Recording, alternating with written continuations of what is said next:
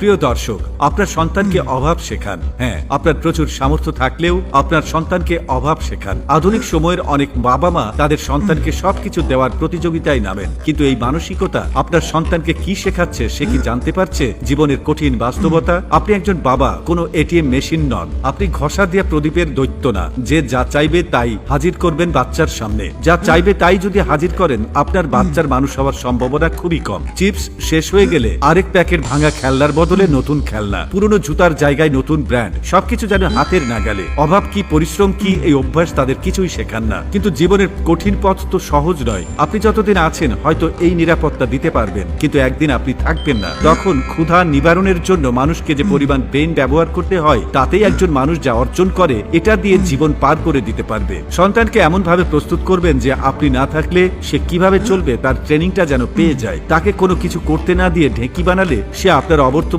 কষ্ট তো পাবেই, আপনাকেই সব থেকে বেশি দোষারোপ করবে। এমন অনেক বাবা মা আছেন যারা বলেন আমার সন্তান বড় হয়ে সব শিখে নেবে। এটি আসলে একটি ভুল ধারণা। কেউ হঠাৎ করে জীবন সামলাতে শেখে না। এই শেখার বীজ বুনতে হয় শৈশবেই। সন্তানকে মানুষ করতে হলে তাকে দায়িত্ববোধ, ত্যাগ, কষ্ট সহ্য করার শিক্ষা দিতে হবে। তাকে বোঝাতে হবে পৃথিবীতে সবকিছু পেতে হলে পরিশ্রম করতে হয়। আপনি যখন থাকবেন না, দুনিয়ার কঠিন পথ তাকে একা চলতে হবে। সেই একা চলার ট্রেনিংটা তাকে শক্ত করবে। আপনিও দেখবেন হালকা ফিল করবেন।